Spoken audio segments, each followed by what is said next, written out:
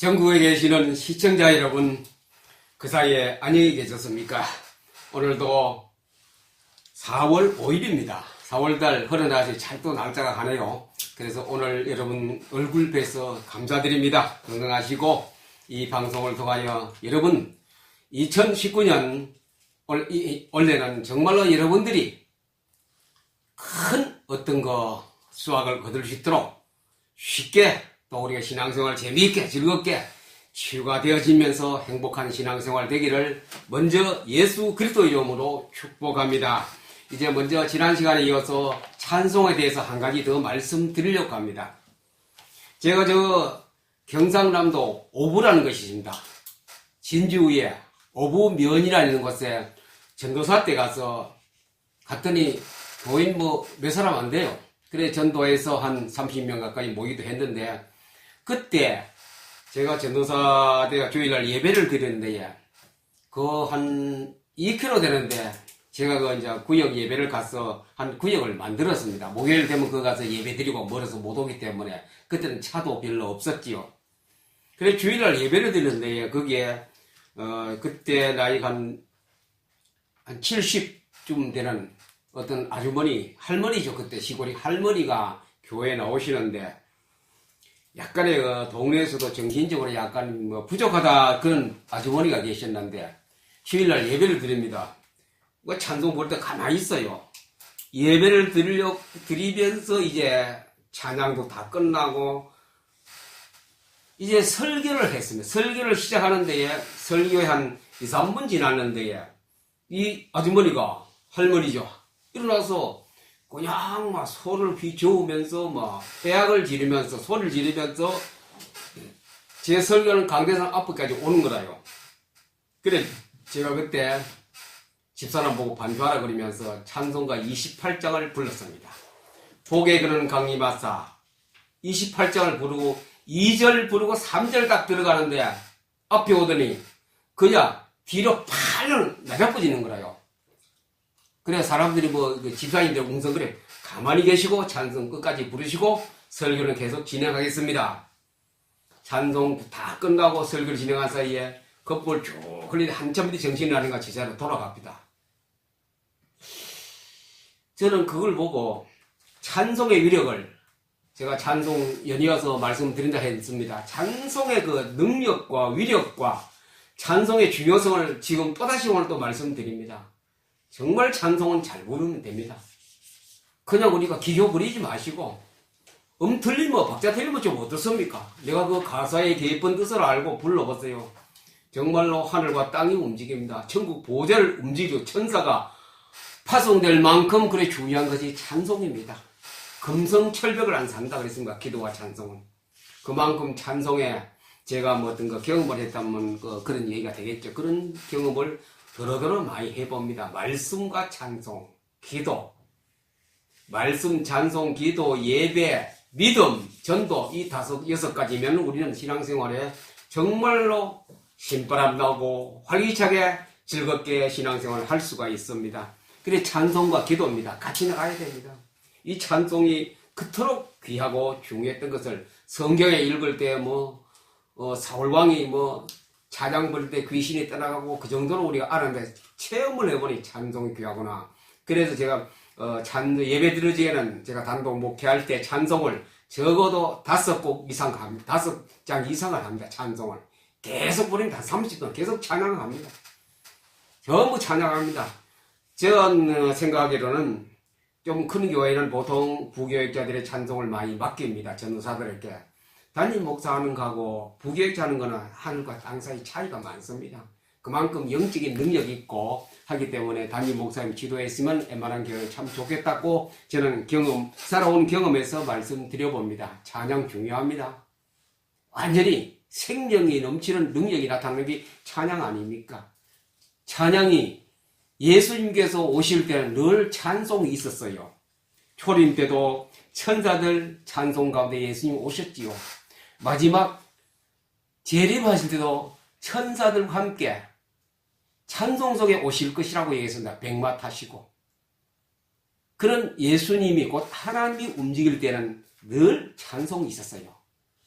우리가 세상의 노래가 아닙니다. 어제도 말씀드렸습니다만 그러나 별로 가치 없는 그런 찬송이 아니고 우리는 텍스트북 표준적인 찬송가를 가지고 있습니다. 그걸 보세요. 찬송가 몇 장만 알아도 무슨 관계 있습니까? 그 능력이 있으면 계속 불러야 됩니다. 저는 28장 찬송의 능력을 체험했고 보람을 느꼈고 지금도 그 찬송가 중에 1번으로 제가 꼽습니다. 그 다음이 뭐냐? 찬송가 10장입니다.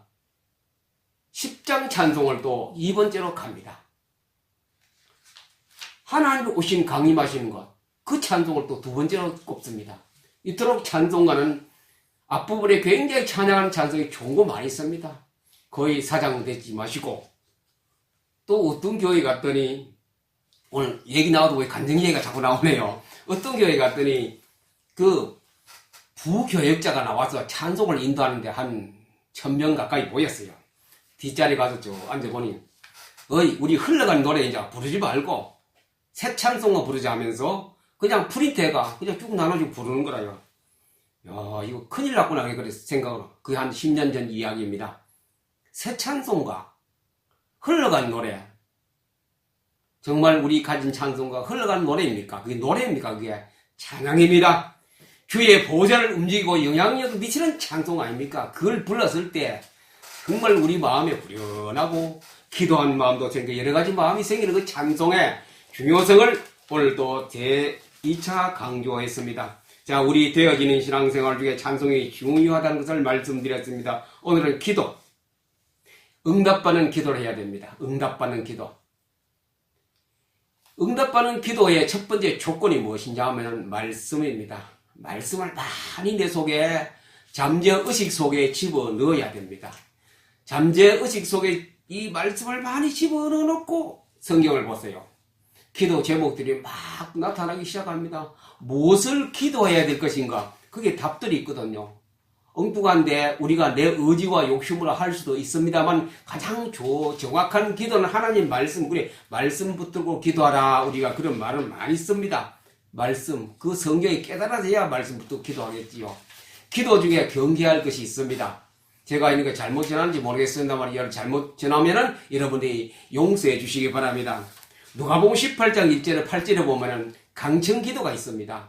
불의한 재판관이 있는데 억울하다고 나 좀 풀어달라고 지금 풀어달라고 매일 와서 소리를 지르니까 재판관이 뭐라고 하니까 저거 안 풀어주면은 내일 와서 나를 잠을 못 자게 만들 것이 아닌가 이래서 나가서 그 억울함을 풀어줬다 그랬습니다.